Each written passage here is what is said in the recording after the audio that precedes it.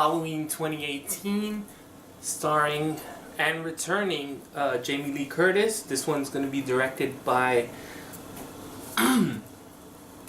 David Gordon Green, who is primarily known as a comedy director. It's also written by him, as well as Danny McBride, who once again are mostly known for doing comedies.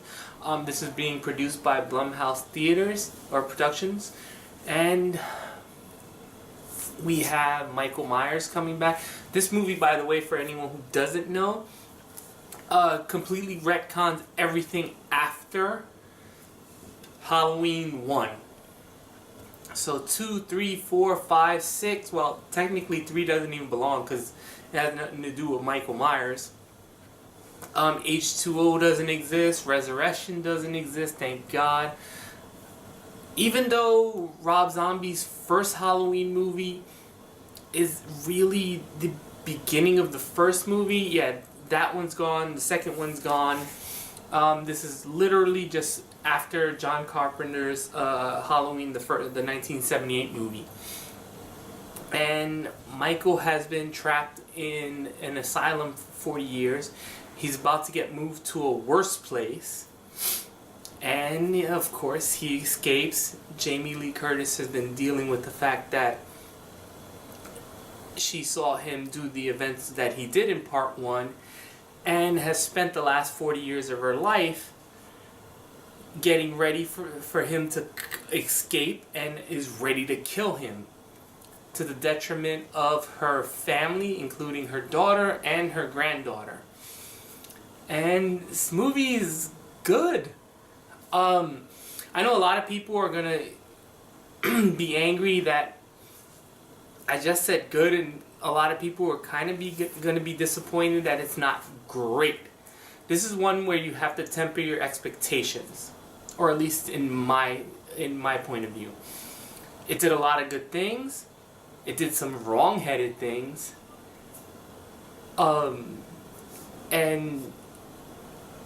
And it goes through some parts where you didn't understand why the characters are doing things, and the motivations of certain characters come completely out of nowhere. Let's go with the good though. Jamie Lee Curtis is back, and she is badass. There's one scene, I believe it's in one of the trailers as well, where she literally turns into Sarah Connors from Terminator 2. So that's pretty funny. But she really is a standout. Even at her age, she can play the action hero.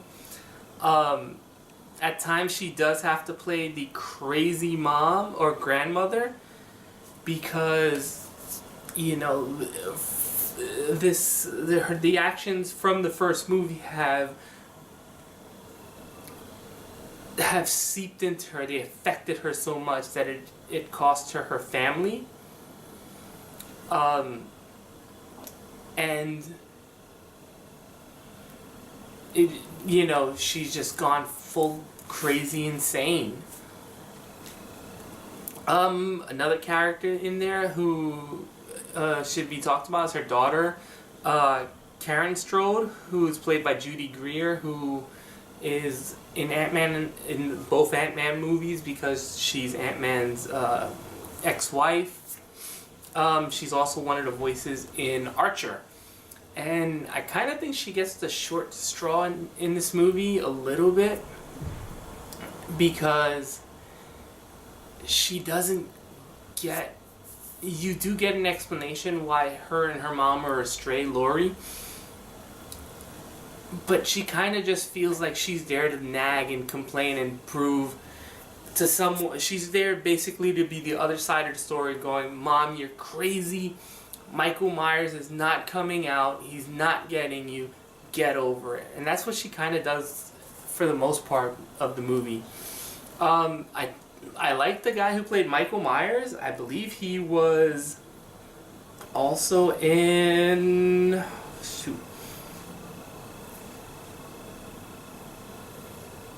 I believe he was one of the other Myers as well. I can't remember which movie off the top of my head, but it was nice seeing him. I like the fact that they never showed his face. You got glimpses of it, but every time they tried to focus on him, either they would cut away a shot to something else. He would just be obstructed. Even in daylight, you would only see like the back of his head. You saw parts of the side of his head, but his actions are very visceral. There are some violent scenes in this movie where you can tell that that's where they put the money in.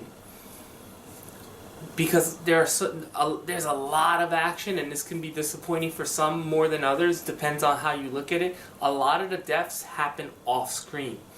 A lot of the things happen where you're either told what happened later on in the movie, or you're just shown the aftermath. And a lot of them, there's a couple of them, I won't give it away, where you go, I kind of want to see how that person ended up like that.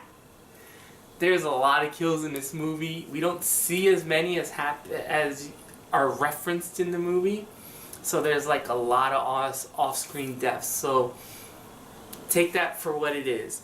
I thought it was shot really well. Probably other than Jamie Lee Curtis, the biggest MVP is the soundtrack. Now, John Carpenter specifically came back to do the soundtrack, and he did it really well. It's very atmospheric. It knows when to come in. It kind of helps with setting the mood for the movie. As for the mood for the movie, this is the part where we're going to kind of get a little weird, because the mood at times seems to play like a 90s slasher movie where there's a lot of comedy in it for brief periods of time. And I understand you have to break the mood at times, but some of it just made some characters look stupid. Like in the trailer, you see the two reporters who interview Michael. When they have some conversations with Lori, they only really have one, but in that conversation they kind of come off as goofs. There's also an extended sequence between a babysitter and the child where it is kind of funny and the child really is cute, but it needed to rank up the tension, and it felt a little bit too comical. Like the best case in point is Karen Strode's husband. Holy cow! All he did was try to add levity, and that that character was definitely overdid it. I also didn't care for the plot between Laurie Strode's granddaughter Allison and just anything she did. It really didn't need to be in this movie. The whole thing with her love interest and whatnot didn't need to be there, and actually kind of really didn't get a payoff. She actually got a payoff with the friend, so that was a little bit disappointing. Also, especially in the third act, the characters make some really stupid decisions that made no sense. I mean, I know it's a horror trope where people are going to make dumb decisions because they're scared, but one huge one in the third act is made by Laurie, and it really didn't make no sense other than to tell the audience that, you know, we're going to have some jump moments.